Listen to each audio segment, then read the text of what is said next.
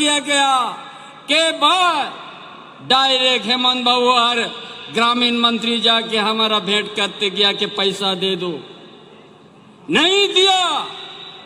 तब ये सरकार हेमंत बाबू ने उस समय था ये सोचा हम सरकार अगर नहीं देगा वो केंद्र सरकार, तब आपको अब वो आवाज देना शुरू कर दिया और 2 कमरा का जगह 3 कमरा हम लोग देना जा रहा है। ये हर पूरा 20 लाख परिवार को देने जा रहा है। ये इसलिए ये भारतीय जनता पार्टी का नींद उड़ गया, पेट में दर्द शुरू हो गया और सरकार को अस्थिर करने शुरू कर दिया और झूठा मुकदमे में हेमंत बाबू को जेल कर दिया। यही तो कहानी है। ये जो यहाँ का जो उद्देश्य झारखंड को अलग किया गया था और उस उद्देश्य को पूरा करने के लिए जो हम लोग योजना बना दिया, इसका दर्द हो गया। हर परिवार को आज हम लोग सम्मान दे दिया। यहाँ का आदिवासी, यहाँ का दलित, यहाँ का पिछड़ा वर्ग का विद्यार्थी को विदेश हम लोग पढ़ने भेज दिया। जाओ यहाँ का मजदूर का बेटा, किसान का बेटा अच्छा पढ़ के लिख के आ जाओ, झारखंड को संवारो। ये हम लोग कम किया तो भारतीय जनता पार्टी ने ये सब योजना देख के सरकार को हिलाने शुरू कर दिया। अंत में वो लोग नहीं सका, एक तो जेल किया, लेकिन हमारा पार्टी में हमारा इंडिया गठबंधन जो मजबूत है हम लोग संभाल के रख दिया। सरकार फिर से हम लोग बनाया। लेकिन ये लोग जो अच्छा काम करने वाला सरकार, जिस तरह से केजरीवाल अच्छा दिल्ली के ऐसा राजधानी में, भारत का राजधानी में अच्छा काम करने के लिए वहाँ का बिजली, वहाँ का शिक्षा, वहाँ का स्वास्थ्य को अच्छा काम करने का कदम उठा दिया, तो आज उनको आज जेल जाना पड़ा। इसी तरह आज हेमंत बाबू भी यहाँ का आदिवासी का बेटा, यहाँ का किसान का बेटा, मूलवासी का बेटा, दलित का बेटा, अल्पसंख्यक का बेटा, पिछड़ा वर्ग का बेटा को विदेश जब पढ़ने फ्री पर भेज दिया, इन लोग को पेट में दर्द हो गया। ये जो इतना सुंदर काम झारखंड को संवारने के लिए ये जो योजना हम लोग शुरू किया, ये भारतीय जनता पार्टी, इसीलिए आज उसका दर्द हो गया साथी। इसीलिए आज जागे सूर संगीन खन पे सोहर से डरकर ना झारखंड दिसों माझी हड़म को सनाम कोटे आलिया अरदास्ता है ना नोआ दिशोम रे नोआ दो आबुआ दिशोम का ना हेमंत बाबू तो खाली खाली ते जेल को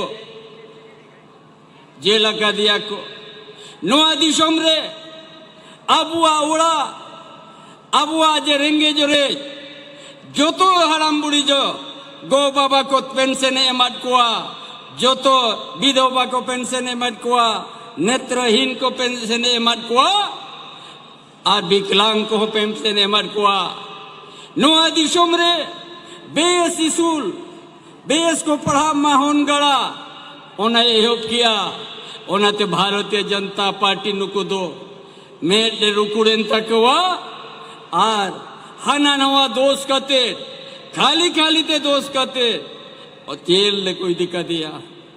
उन्हें तो नुआ दिशोम हो नुआ तो सनाम को पूजेरा दिशोम गुरु शिबू से रहते हैं मरंग लेका केटेज बनुया हड़मा हड़ा मेनताया मेनका ने नो दिशोम हड़ताल रे दुरुबा कना है दिशोम होड़े जागुआ रखत बुआ नुआ दिशोम होड़े एबे नकत बुआ नोआ दिशोम रे हरियर चिड़े ओटा सब चोआ कट बुना ओनाते नोआ दिशोम रे आलो पे हंते नतिया नोआ दिशोम न्यामो चोआ कट बुना दिशोम गुरु शिबू सोरेन ओनाते नोआ दिशोम रे हरियर चिड़ आसार के तहन मा अब वह महागठबंधन जहाँ गांव तक ना जहाँ के बुनती हुआ का दिया उन्हीं के उना आबुआ गोड बंधन के भोट बन एम्मा नोआ दिशम दो आर नितम दो भारतीय जनता पार्टी तीर दो बाबन चलाओ हो चो मा नोआ दो सनाम दिशम होड़ पे मोने रे पे ठेवको का बाका नोआ दिशम जाले का नितम उनको तो नोआ दिशम रे हेज कते आबुआ रायरीत को बदला आबुआ सीएनटी एसपीटी एक को बदला आबुआ जहां नागाम इतिहास ओना को दापाला ओनाते नोआ धरती रे दो सेदा आपराम को 300 ओड़ा आयदारी बाको सहावका ओनाते सनाम को जुमीत पेता है ना आर नोआ दिशोम रे आबुआ गीता है मा आसार होता है मा आबुआ मोहा गठबंधन नोआ गांवता होता है मा आज के आज जो तो उपस्थित হয়েছেন আমার মা বোন আজকে আজ অনেক রোদ এখনটুকু বাদল করেছে এমন রোদ ছিল 12-1টার সময় 41 ডিগ্রি ছিল কিন্তু আজ দলে দলে লক্ষ লক্ষ লোক এখানে আসলেন আজ আমরা এই আমার যে মহাগঠবন্ধন এখানে আমাদের एकता आज अनेक सुंदर आमरा यही रौद्र आमरा इदिक उदिक हलम ना और निजेर जनशक्ति के आमरा देखाते सफल हली এই জন্য आज बोलते चाই এই মাটির উপরে আমরা জন্ম নিয়েছি এই মাটির উপরে আমরা অনেক সংঘর্ষ করেছি এই পুঞ্জিবাদী ব্যবস্থা যদি এই দেশে আসবে ঝাড়খণ্ডে আসবে তাহলে এখানের মানুষ কোনোদিন আগে বাড়তে পারবে না এরা বহুরূপীয় রাজনৈতিক দল মিথ্যা বলে রাজনীতি করে এই জন্য ভারতীয় জনতা পার্টি এই ঝাড়খণ্ড থেকে ইয়া দেশের থেকে তো এটাকে সরাতেই হবে এই কোনোদিন শ্রমিকের কথা বলবে কি না কোনোদিন নৌকরির কথা বলবে কি না কোনোদিন দাম বাড়ছে সেই কথা বলবে কি না মুষ্টিভর কিছুগুলা পুঞ্জিপাতি আছে 20 জন না 1 দর্জন 2 দর্জন পুঞ্জিপাতি আছে তাদের জন্য শুধু রাজনীতি করছে তাদের জন্য ভাওতাবাজি করে বহুরূপে রূপ দেখে লোককে খালি দিকভ্রমিক করবার চেষ্টা করছে এই জন্য আজকে আমি বলে যাচ্ছি যদি আমরাও মানুষ আমাদের সামাজিক ব্যবস্থা আছে তাহলে আমরা সঠিক বিচার করে ভারতীয় জনতা পার্টি এই মাটিতে ওকে আমরা থাকতে দেব না আমরা আমাদের গঠবন্ধন যত আমাদের এমপি আছে যত জায়গায় 14 জায়গায় जोन जगह हमारे गठबंधन সেই জায়গায় সেই গঠবন্ধন সাথীকে আমরা ভোট দিয়ে জয়যুক্ত করব আর এই পুঞ্জিবাদী ব্যবস্থা মিথ্যাবাদী ভারতীয় জনতা পার্টি এই ঝাড়খণ্ডের মাটিতে কোনোদিন দাঁড়াতে দিবার নাই এই বলে আমার এই যত মা বোন এসেছেন এই বলে আমার সন্দেশ কে আমি মাটিকে বাঁচাবার আছে এই মিথ্যা বলে যে রাজনীতি করে ভারতীয় জনতা পার্টি তাকে এখানে আমরা আর উনার কোথায় ওই ভাওতাবাদী কোথায় ও আর যে হার সময় মিথ্যা বলে লোককে দিকভ্রমিত করে ভোটটা নিয়ে আর এখানে পুঁজিবাদী ব্যবস্থাকে উনি আনবার চেষ্টা করছে সেটা হতে দিবার নাই এই জন্য আপনারা একতা হয়ে गठबंधन के वोट दिवें इटाई हमार संदेश आज यहाँ पर इस इलाका में मीटिंग हो रहा है HSE है यहाँ बहुत पुराना कंपनी है ये भारतीय जनता पार्टी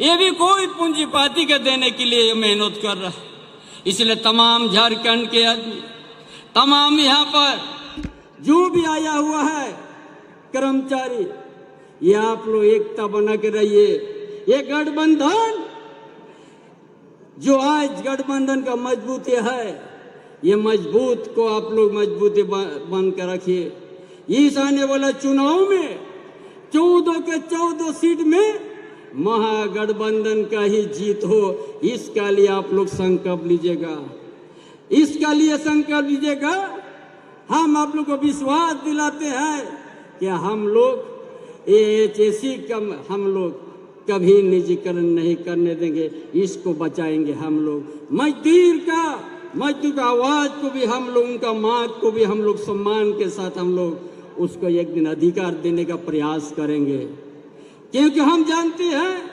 झारखंड में हजार यहाँ निजी कंपनी है और उस कंपनी में भी यहाँ का आदिवासी, यहाँ का मूलवासी, यहाँ का दलित, यहाँ का गरीब गुरबा को 75% नौकरी देना होगा। ये कानून बना हुआ है, इसीलिए तब जाके यहाँ का हम लोग सही उपयोग कर सकता है, तो तभी जाके हम लोग यहाँ का आर्थिक स्थिति सुधार हो सकता है। अच्छा सिंचाई की व्यवस्था ये सरकार ने ठान लिया है, ये आपकी सरकार है, ये ठान लिया है कि छोटे बड़ा किसान के बीच में भी अच्छा कृत्रिम का सिंचाई का व्यवस्था देने जा रही है। आपका बेटा बेटी को पढ़ने के लिए गुरुजी क्रेडिट कार्ड है। हम जानते हैं मजदूर का बेटा मैट्रिक करने के बाद आगे पढ़ने के लिए पैसा नहीं होता है।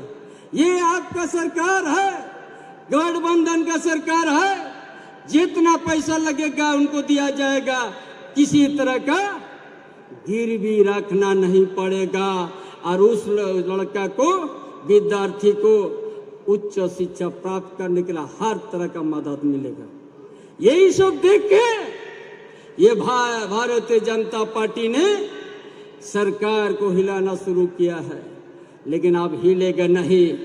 ये सरकार मजबूती के साथ, ये गठबंधन सरकार मजबूती से साथ झारखंड में जी हम लोग ये एक भी खाता खोलने नहीं देंगे इस बार का चुनाव में, और आगे भी हमारे गठबंधन का ही सरकार मजबूत से बन के रहेगा। पूरा देश में हम लोग जितना गठबंधन है, ये भारतीय जनता पार्टी का जो सोच है, जो हम 2/3 मेजोरिटी को लाके संविधान का नीति को बदल देंगे, संविधान को बदल देंगे, ये यहाँ से संदेश हम देना चाहते हैं। जाग जाओ भारतवासी, जाग जाओ इस प्रदेश का वासी। ऐसा तत्व को इस बार के चुनाव में हम लोग वोट के माध्यम से देंगे जवाब। आने वाला दिन 400 पार क्या 150 नहीं पार करेगा, ये संकल्प आप लोग लेके जाइएगा। इसलिए तमाम साथीगण, आप सबों ने इस चिलचिलाहट दूध में जो आज जनशक्ति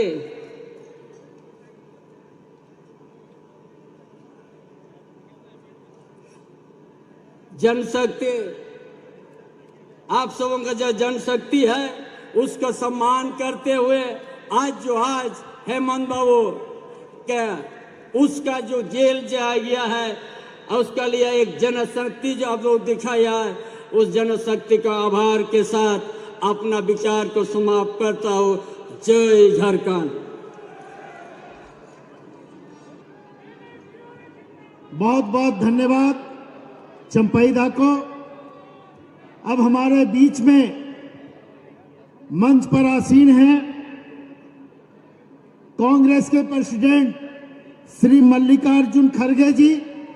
मैं माननीय विधायक बैजनाथ राम जी से अनुरोध करूंगा कि अंग वस्त्र और प्रतीक चिन्ह दे करके उनका स्वागत करें, सम्मानित करें। बैजनाथ राम जी। अब मैं आमंत्रित करना चाहूंगा अगले वक्ता के रूप में फारूक अब्दुल्ला साहब को, नेशनल कॉन्फ्रेंस के नेता, कश्मीर के पूर्व मुख्यमंत्री, वो आए और अपने विचार व्यक्त करें। फारूक अब्दुल्ला साहब।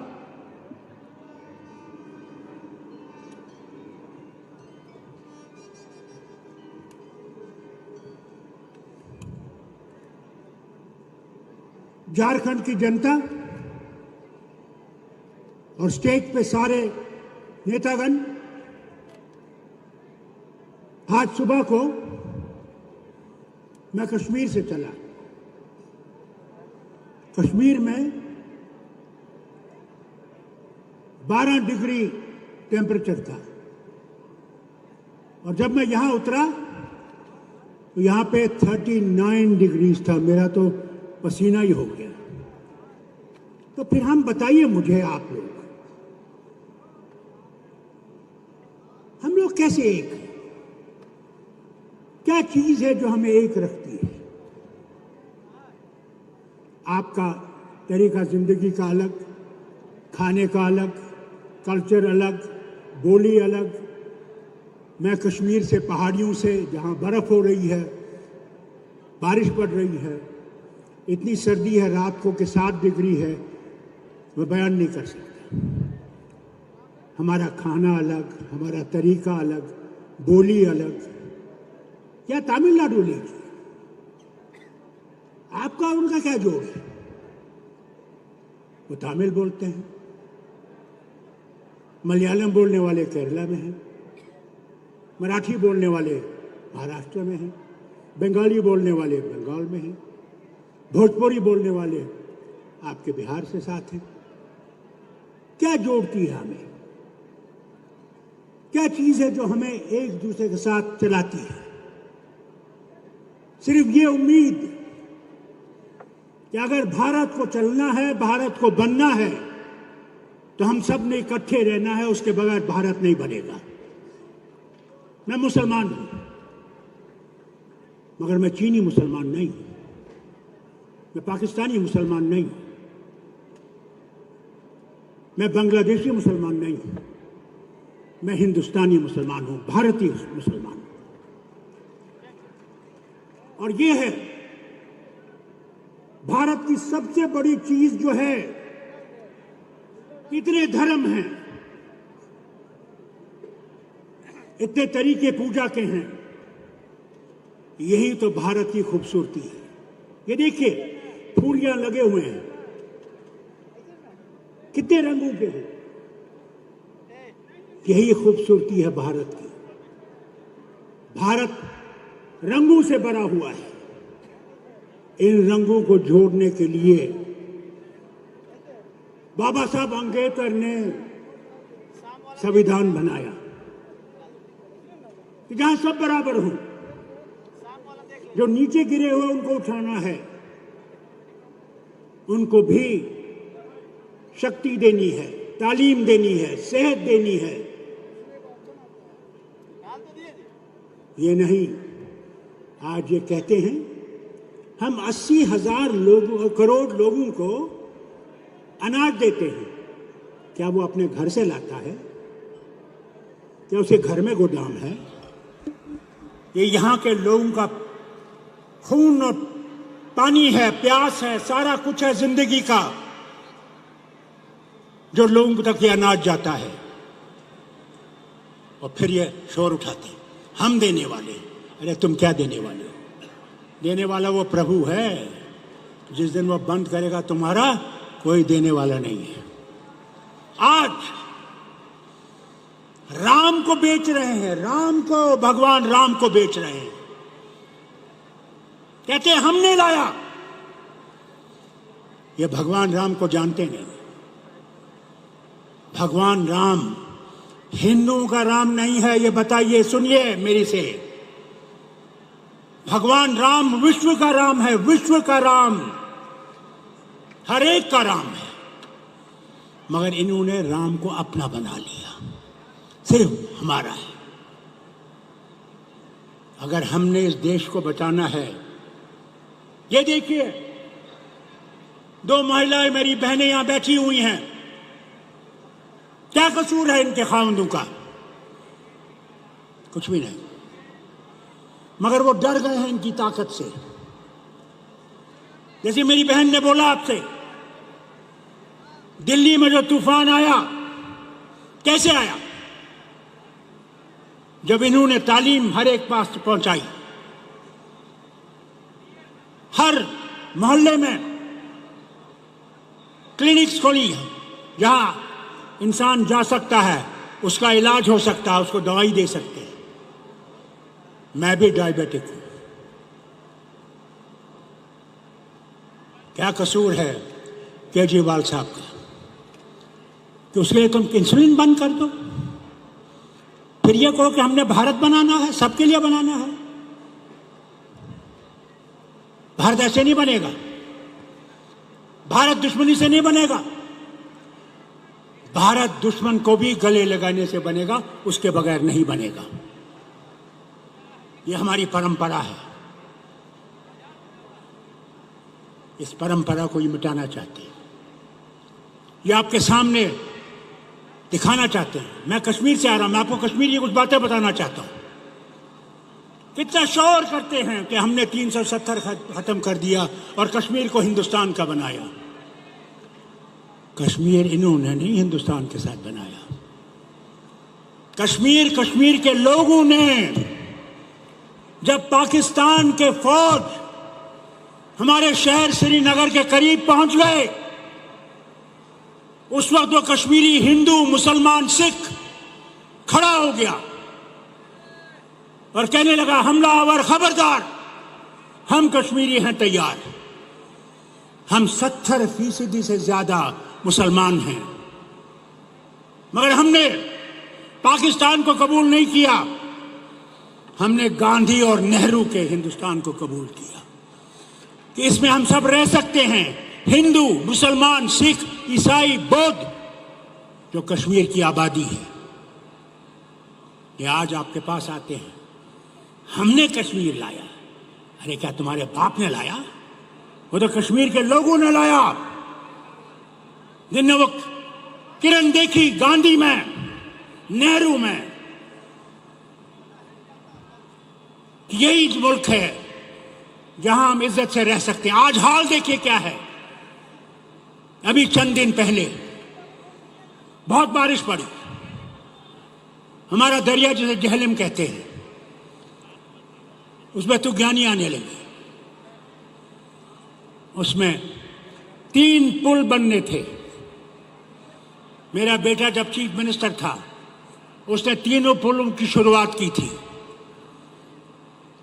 16 के बाद उन पुलों पे कोई काम नहीं हुआ। और आपसे कहते हैं हमने कश्मीर को आसमान पे पहुंचा दिया। क्या हाल है। तो वो बच्चे कैसे मरे जो किश्ती डूब गई? आज भी वो 2 बच्चे और एक बाप नहीं मिल रहा है। मोदी जी, शर्म आनी चाहिए। आज आपका शासन है वहां, और जो आप लोगों से कहते हैं कि हमारे वहां बहुत तरक्की हुई, क्या आप 3 पुल नहीं बना सके? अगर आप वो 3 पुल बना लेते, वो बच्चे नहीं मरते। आज उनके यहां मातम नहीं होती। इनकी बातों में मत जाइएगा। हम इतने पीछे हो गए हैं, मैं बयान नहीं कर सकता। क्या जम्मू और कश्मीर के लोग बेवकूफ हैं कि वो अफसर नहीं बन सकते? सब यूपी से लाए हैं आपने। क्या हम लोग इतने कमीने हैं, कमबख्त हैं, कुछ नहीं कर सकते? बहुत कुछ कहता मैं, मगर वक्त कम है। और कांग्रेस के सदर खड़गे साहब को आगे भी जाना है। सिर्फ आपसे एक बात कहता हूं, आज सब भूलिएगा किसने क्या किया, किसने क्या नहीं किया। आज अगर अपने भारत की इज्जत रखनी है, जम्मू कश्मीर के अवाम की इज्जत रखनी है, तो मतदान के दिन उस मशीन पे वो बटन दबाइएगा जो यहां पे लोग बैठे हैं, इंडियन अलायंस के लोग, उनको वोट दीजिएगा। वही रास्ता है, वही बचा सकता है भारत को, ये नहीं बचा सकेगा। इन्होंने किसकी इज्जत रखी? सुप्रीम कोर्ट तक की इज्जत नहीं रखी।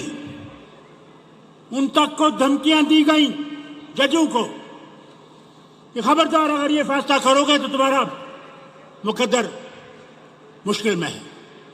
मैं अखबार वालों से और मीडिया से कुछ नहीं कहता, क्योंकि इन पर दबाव है, इनके जो चलाने वाले हैं उन पर दबाव है।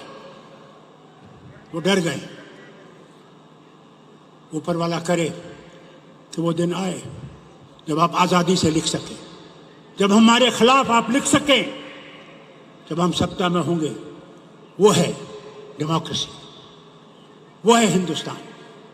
मैं जानता हूं जब इमरजेंसी थी, इंदिरा गांधी ने जिस दिन इमरजेंसी उठाई, जरा बाटवा वाले मुझे बताएं किसको गिरफ्तार किया इलेक्शन से पहले? यहां तो ये दो महिला बैठी हुई हैं आपके सामने, इनके पतियों से डर के उनको बिठा दिया। मशीन का ख्याल रखिएगा। मैं बार बार ये कहता हूं, मशीन चोर है, होश करिएगा। कहीं ये ना हो कि आप इनको वोट डालें, वो वोट निकले फूल का। ये देखिएगा, इनने मशीनों को भी ऐसा किया है। उसके लिए मैं हाथ जोड़ के आपसे कहता हूं, ऐसे एजेंट्स को रखिएगा जिसको अगर वो लाख रुपए भी दे वो अपना ईमान नहीं बेचे। वो लड़ाई है आज। मुझे उम्मीद है, और उसी उम्मीद से कश्मीर से आया हूं कि आपको कहूं, आज आपका आखिरी फैसला है। क्या भारत आजाद रहेगा? क्या हम लोग आजादी से चल सकेंगे, आजादी से बोल सकेंगे, आजादी से खा सकेंगे? क्या खाना है, क्या पहनना है, या ये हुक्म करेंगे कि ये खाओ, ये पियो, ये लगाओ? उस भारत को बनाना है। मैं उम्मीद करूंगा, मैं यहां से आपको देखकर ये उम्मीद ले रहा हूं, कश्मीर, जम्मू और कश्मीर जो एक मुसीबत में पड़ा हुआ है, पाकिस्तान एक तरफ से, चीन दूसरी तरफ से। चीन हमारी जमीन पे है आज, मगर कहते हैं कोई जमीन का टुकड़ा नहीं गया। उन्होंने 2000 कनाल पे उनका कब्जा हो गया है। क्या बताए ना उसका? ये जो 18 बातें निकली, 19 बातें, क्या निकला? चीन आगे चलता जा रहा है और ये कुछ नहीं कह रहे। अगर आपने हमें बचाना है, हमारी इज्जत को बचाना है, यहां के हिंदू, मुसलमान, सिख, ईसाई, बौद्ध की इज्जत रखनी है, तो इंडियन गठजोड़ को वोट दीजिए, इसे कामयाब कीजिए और बीजेपी को अपना रास्ता दिखाइए। बहुत बहुत शुक्रिया। जय हिंद। मेरे साथ, मगर मैं देखना चाहता हूं हाथ उठाए हुए। जय हिंद। ये आवाज तो मेरे पास नहीं पहुंची, आपके पास कहां पहुंची? जोर से जय हिंद, जय हिंद, जय झारखंड। बहुत बहुत धन्यवाद फारूक साहब को। अब हमारे बीच में उपस्थित हैं, विराजमान हैं कांग्रेस पार्टी के राष्ट्रीय अध्यक्ष खड़गे साहब। उनको आमंत्रित करने से पहले मैं चाहूंगा कि एक बार आप लोग जोरदार आवाज बुलंद करें। मल्लिकार्जुन खड़गे जिंदाबाद, मल्लिकार्जुन खड़गे जिंदाबाद, मल्लिकार्जुन खड़गे जिंदाबाद, इंडिया गठबंधन जिंदाबाद, इंडिया गठबंधन जिंदाबाद, कांग्रेस पार्टी जिंदाबाद। धन्यवाद। आज के इस चुनावी सभा में उपस्थित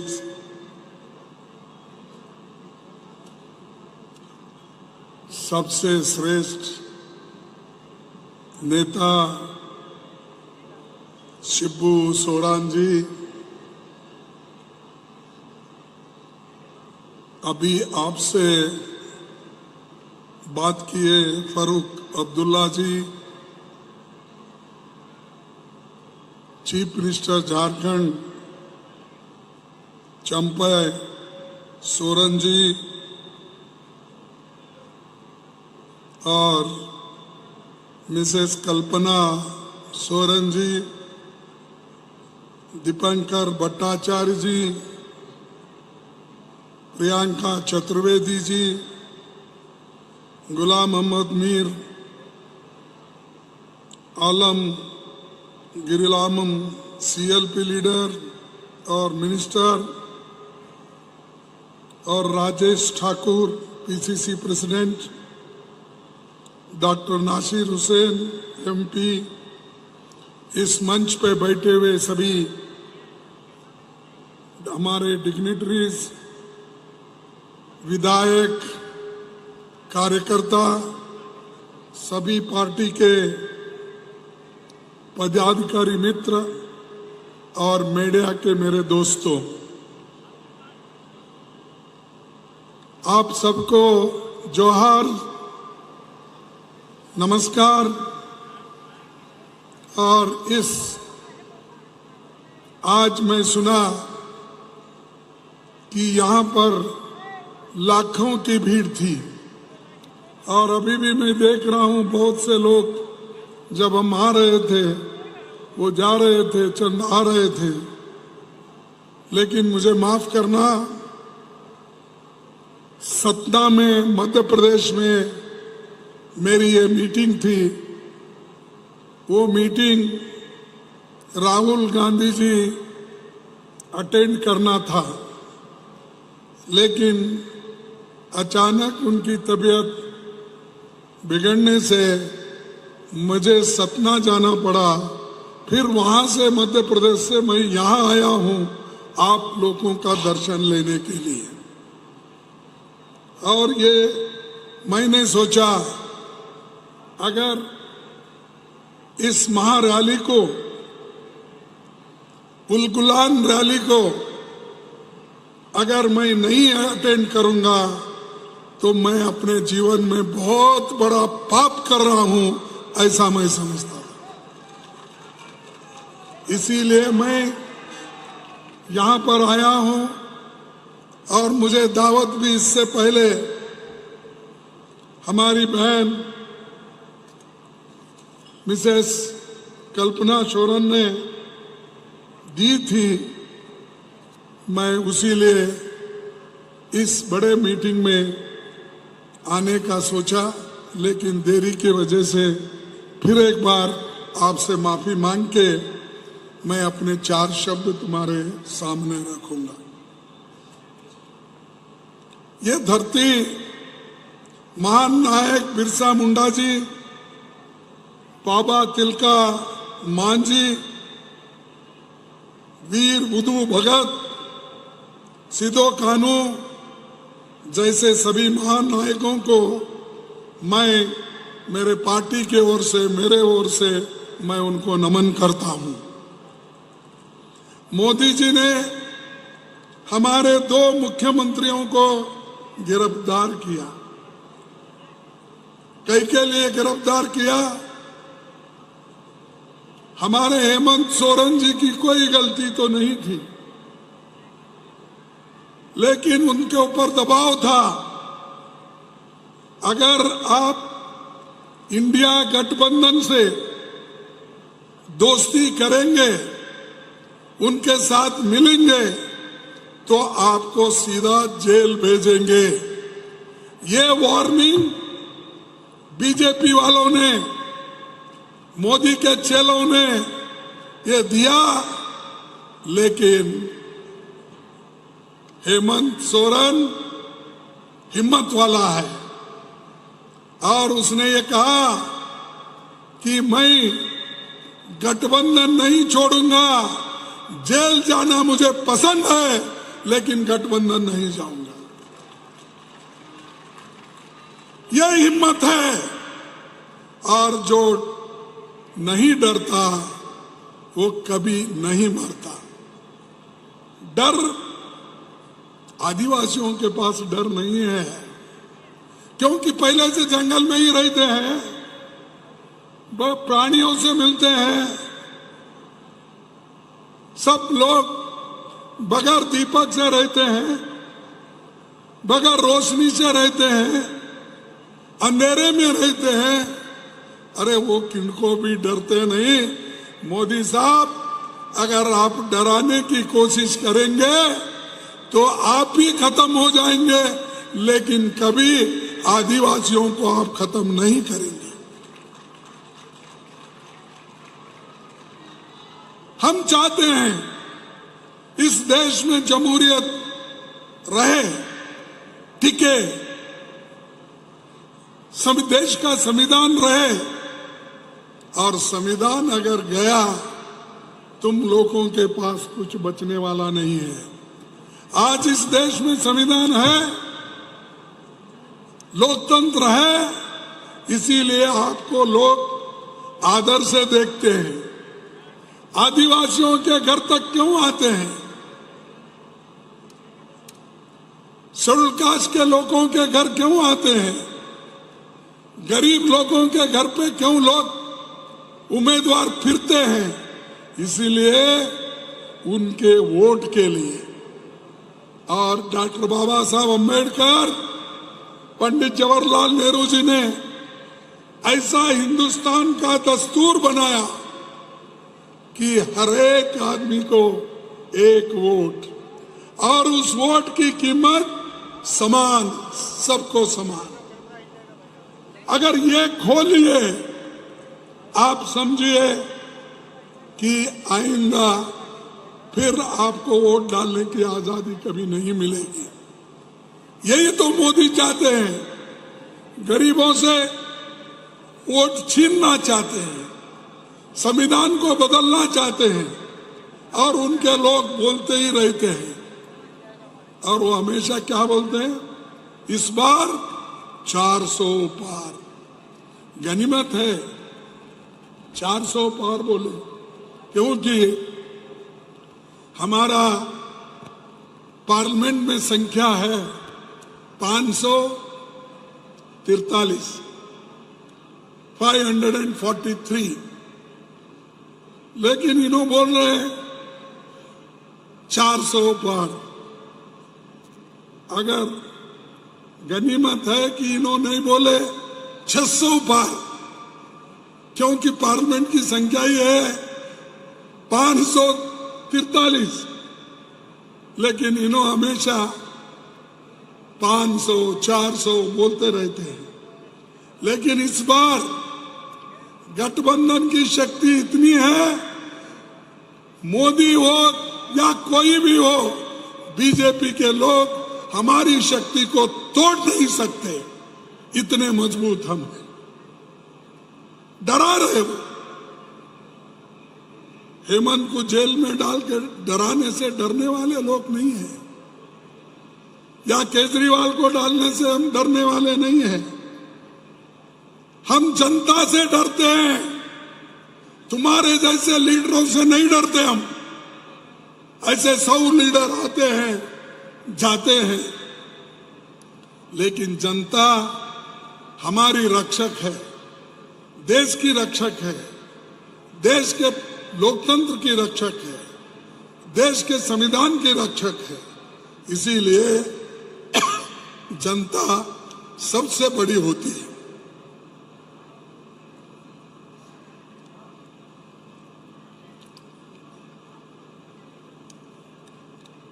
हमारे 2 मुख्यमंत्री को आज जेल में डालने से हम खत्म नहीं होने वाले हैं। और मैं ये कहूंगा, मोदी जी आप खूब कोशिश करो, मोदी जी आप खूब कोशिश करो हमको मिट्टी में दबाने की,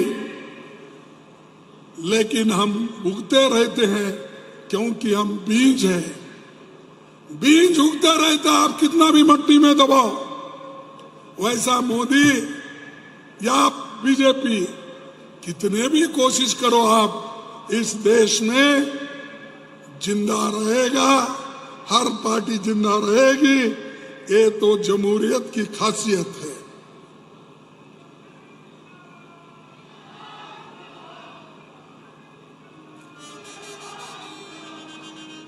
और मैं हमारे आदिवासी भाई बहनों को मैं कहना चाहता हूं, हमेशा मोदी जी ये कहते हैं, मैंने आदिवासियों को इस देश का राष्ट्रपति बनाया, मैंने शेड्यूल कास्ट के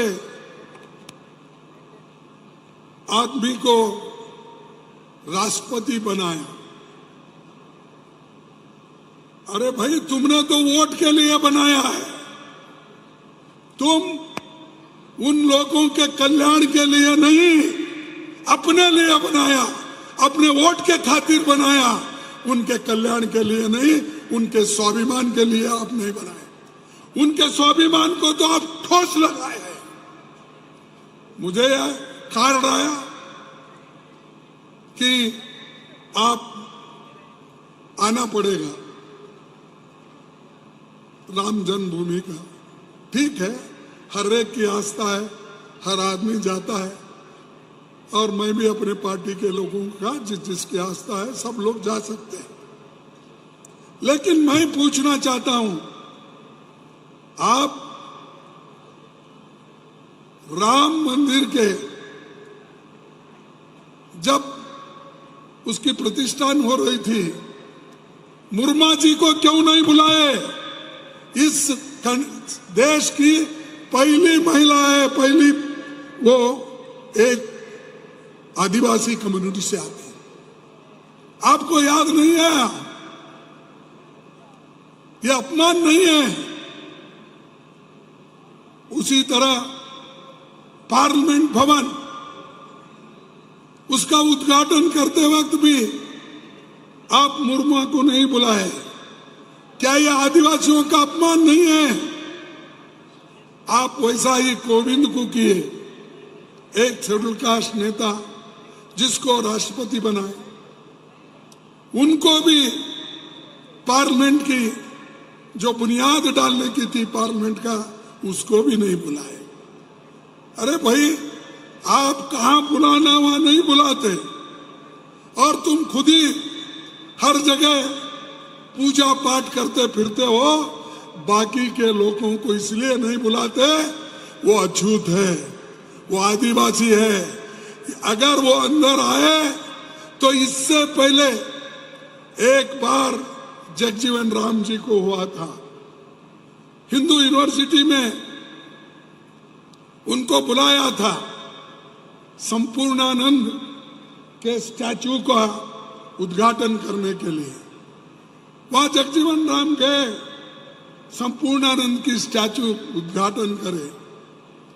पहले तो प्रोटेस्ट था, लेकिन वो करके जब बाहर निकले, फिर उसको गंगा जल से धोकर पवित्र करने के लिए उन्होंने उस स्टैचू पे दूध पानी सब डाल के क्लीन करा, क्योंकि एक अछूत ने छुआ था उसको। और ऐसे लोग हमको सिखा रहे कि आप के लिए हमने इतना किया, आप कुछ नहीं किए। आपको मौका मिला, आप ना गरीबों को नौकरी दिए, ना आज जो आसमान पे जा रहे हैं कीमतें, वो घटाए। और आपने क्या किया? वोटों के लिए आपने किया। नौजवानों को कहा, हमारे नौजवान भाई बहनों, तुमको मैं सालाना 2 करोड़ नौकरियां दूंगा। अब 10 साल में कितना देना चाहिए था? 20 करोड़ नौकरी देना चाहिए था। कहां है मोदी साहब तुम्हारे 20 करोड़ नौकरियां? मोदी साहब झूठ बोल रहे हैं या सच? आप बताइए। 20 करोड़ नौकरियां देता हूं, 2-2 करोड़ हर साल, तो नौकरी नहीं। तो क्या मोदी साहब झूठ बोल रहे हैं, क्या हम लोग झूठ बोल रहे हैं? अब बताइए। 15-15 लाख गरीबों के जॉब में डालने की बात की है। कहां है 15 लाख? काला धन ला कर देता हूं बोले, ये भी मोदी ने झूठ बोला। किसानों का आमदनी डबल करूंगा बोले, कहां है डबल आमदनी? ये जो है, मोदी जी हमेशा झूठ बोलते हैं। इसीलिए मैं हमेशा उनको कहता हूं, ये मोदी साहब झूठों के सरदार है। सब लोग सच बोल के काम करते हैं, लेकिन इन्होंने झूठ बोल के वोट लेते हैं, फिर लोगों को तंग और तबाह कर देते हैं। मैं आपसे पूछना चाहता हूं कि मोदी जी ने आदिवासियों को भी क्या दिया? इंडिया गठबंधन सरकार हम फिर से जब आएंगे, एमएसपी का अधिकार छोटे वन उपज पर भी लागू करेंगे। पैसा कानून को सही तरीके से हम लागू करेंगे। सारे आदिवासी विरोधी कानून को हम वापस लेंगे। जल जंगल जमीन का कानूनी अधिकार हम देंगे। एससी एसटी जनसंख्या के आधार पर हम बजट बनाकर उनको खुशहाली के तरफ हम देखेंगे। यह हमारा गठबंधन का आश्वासन है और गठबंधन मजबूत है। इसीलिए तो मोदी जी अब घर घर फिर रहे, गली गली फिर रहे, कॉरपोरेटर को अंदर ले रहे और वो कह रहे हैं कि मैं भ्रष्ट लोगों को खत्म करूंगा, भ्रष्टाचारी को नहीं छोड़ूंगा। अरे भाई करो, कौन न को बोले, लेकिन क्या कर रहे हैं? जो भ्रष्ट लोग हैं उनको अपने गोद में बिठा लिए हैं। 23 लोग जो उनको चंदा दिए उनके ईडी केस निकाल दिए, सीबीआई का निकाल दिए, आईटी का निकाल दिए। एक तरफ भ्रष्ट लोगों को शिक्षा देता हूं, दूसरे तरफ भ्रष्ट लोगों को चंदा लेकर उनको धंधा भी देते हैं और ऊपर से उनको गोद में भी बिठा लेते हैं। ऐसे मोदी साहब है। लोगों को कहने के लिए तो कहते हैं, लेकिन किए क्या? ये कर रहे भ्रष्टाचारियों को आप सपोर्ट कर रहे हैं और इसके लिए हम लोग एकजुट होकर हमको लगना है।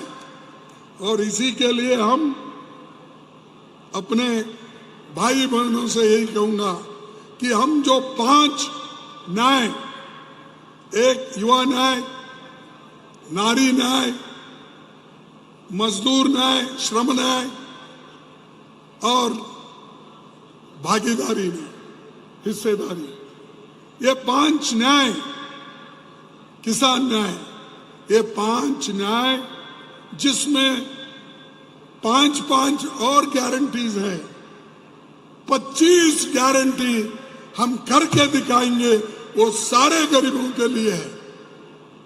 तो भाइयों, मोदी साहब कभी कभी ये कहते हैं, मोदी साहब क्या कहते हैं, कौन सा भी अगर भाषण करते हैं और कहते हैं कि नौकरियों का, उसका, इसका बोलते बोलते मैं सबको मकान दूंगा, 2022 तक हर एक के सर पे छत होगा। कहाँ है भाई? अभी 50-60 लाख भी घर नहीं बने, अभी बनने में थोड़े, लेकिन बोल दिए सबके छत, सर पे छत बनाएंगे। और बातों बातों में ये भी कहते हैं ये तो ट्रेलर है, मैं जो काम कर रहा हूं, मैं जो लोगों को आज सहूलतें दे रहा हूं, ये एक ट्रेलर है बोले। अगर ट्रेलर में ही इतनी दिक्कत है तो आगे पिक्चर में क्या आएगा? 1200 रुपए का सिलेंडर मिलेगा आपको, 100 रुपए में पेट्रोल मिलेगा और 85 साल का रिकॉर्ड जो अनएम्प्लॉयमेंट है, बेरोजगारी है, ये और भी बढ़ेगी। और 100 साल में गरीब बनते जो जा रहा है उसकी खाई है अब बढ़ते जा रही है मोदी जी के जमाने में। लेकिन मोदी जी हमेशा वही बात अपनी करते हैं जिसमें कुछ दम नहीं है। और मोदी की गारंटी, हर चीज को मोदी की गारंटी। अरे भाई, तुमने जो गारंटी पहले बोले थे वो पहले दो, उसके बाद में आगे की गारंटी देखेंगे। लेकिन हमारी गारंटी हमेशा लोगों के हित में है। हमने कर्नाटक में गारंटी बोला, हम दे रहे हैं। आंध्रा में कहा, हम दे रहे हैं, हिमाचल में कहा हम दे रहे हैं, गठबंधन की सरकार झारखंड में हमने कहा जो गारंटी दी वो कर रहे हैं, हर जगह हमने जो बोला वो कर रहे हैं। लेकिन मोदी जी जो कहते हैं वो करते नहीं और करने का उनका मन भी नहीं है, लेकिन बातें बहुत करते हैं। तो इसीलिए मैं आपसे, अब समय भी बहुत हो गया, आपसे यही विनती करूंगा कि आप 2024 के जो हर टप्पे के चुनाव होते हैं उस चुनाव में ज्यादा से ज्यादा वोटिंग कराओ, उनकी ईवीएम भी डरे ऐसा करो, सब लोग उठ के आओ, बाहर आओ, जितना ज्यादा वोटिंग आप गठबंधन को करेंगे उतने ज्यादा सीट हमारे आएंगे। आप डरो मत किसी से भी। एक बड़ा हथियार बाबा साहब ने संविधान के तहत आपको दिया है, जवाहरलाल नेहरू जी ने दिया है, इसको मत भूलो। अगर भूले तो तुम खुद सुसाइड कर ले जैसा है। तो मैं ज्यादा आपसे और भी बात नहीं करना चाहता क्योंकि समय हो गया है, बहुत से लोग जा रहे हैं भी, आ रहे हैं भी। इसीलिए मैं आखिरी बात यही कहूंगा कि हमारे जो गठबंधन के लोग हैं वो मजबूत है, उनको फोड़ने की कोशिश यही करें कि हर पार्टी को बुलाकर डरा रहे, जैसा कि हेमंत सोरेन को डराया, लेकिन वो जेल जाना पसंद किए, लेकिन कभी गठबंधन गठबंधन तोड़ने का बात उन्होंने नहीं की, उसको जोड़ने की बात की। इसीलिए मैं उनको धन्यवाद देता हूं। जो आदमी लड़ते रहा है उसके पीछे हम सब लोग हैं, सब लोग रह के हम 2024 में मोदी को हराएंगे और मोदी देखते रहेंगे, क्योंकि वो हमेशा ये कहते रहते हैं कि मैं ऐसा ही चुन के आ रहा हूं, लोग आगे भी दे रहे। ये नहीं होने वाला। इंडिया शाइनिंग बोल के बीजेपी पहले ऐसा ही बोलती थी। इंडिया शाइनिंग 2004 में चली गई। इस बार भी मोदी जी हमेशा जो बोल रहे हैं कि 400 पार, अब ये लोग 150 180 के आसपास है और गठबंधन इनको रोकने में कामयाब हुई है और भी होगी। इसलिए आपकी मदद की जरूरत है।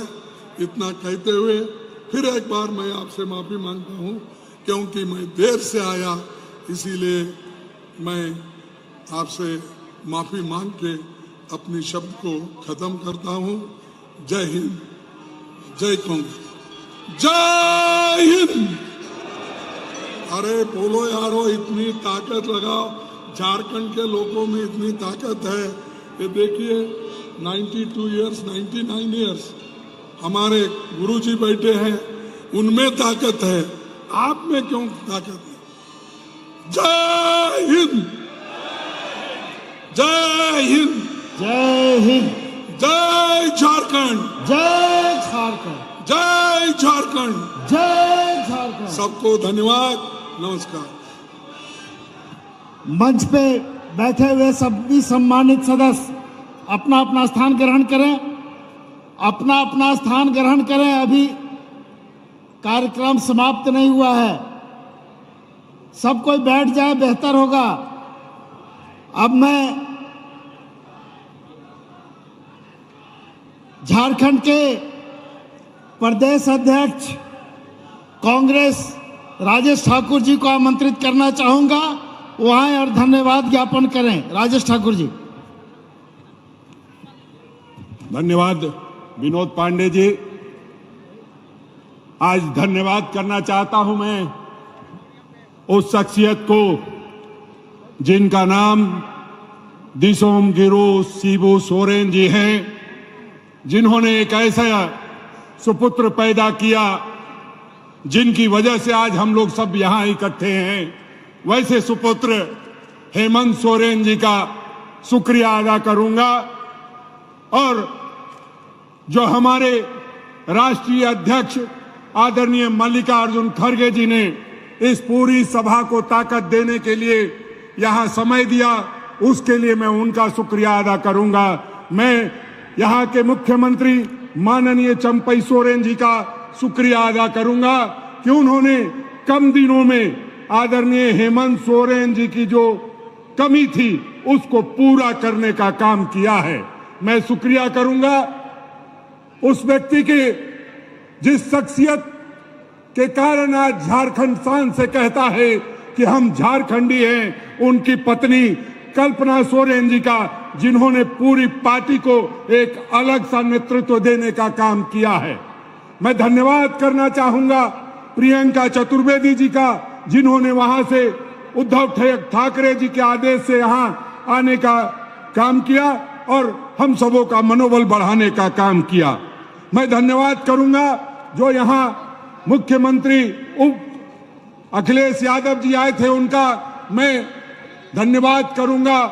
मुख्यमंत्री भगवंत सिंह मान जी का, संजय सिंह जी का और उस सुनीता केजरीवाल जी का, जो दिल्ली में दंश झेल रहे हैं, बावजूद उन्होंने यहां आकर के समय दिया और पूरी एकता और एकजुटता के साथ जो झारखंड की आवाज थी उसको बुलंद करने का काम किया। संगठन के साथी विनोद पांडे जी का मैं आभार व्यक्त करूंगा कि उन्होंने एक पूरे राज्य में एक संदेश दे करके सबको जुटाने का, एक जो संगठन की शक्ति होती है उसको पूरा करने का काम किया। मैं अपने प्रभारी गुलाम अहमद मीर साहब का धन्यवाद करूंगा, जिन्होंने लगातार यहां आकर के पूरी ताकत के साथ संगठन को मजबूती देने का काम किया है। मैं अपने नेता बड़े भाई आदरणीय नासिर हुसैन साहब, गुरदीप सप्पल जी, प्रणव झा जी, सभी का धन्यवाद करूंगा और साथ ही साथ जिनके नाम से कश्मीर जाना जाता है वैसे फारूक अब्दुल्ला साहब का धन्यवाद करूंगा कि वो अपना बेशकीमती समय निकाल करके आए और हमारे मीर साहब का जो लगातार उनका साथ देते रहे और इस पूरे सभा को जो मजबूती देने का काम किया। आप सभी मीडिया के साथियों का आभार, धन्यवाद और शुक्रिया अदा करूंगा। तमाम झामुमो, कांग्रेस, आप, राजद, CPI-ML और तमाम जो हमारे गठबंधन के साथी हैं, उन सभी के कार्यकर्ताओं का धन्यवाद करूंगा, नेताओं का धन्यवाद करूंगा, जिन्होंने इस पूरे सभा को सफल बनाने का काम किया। धन्यवाद, आभार, शुक्रिया।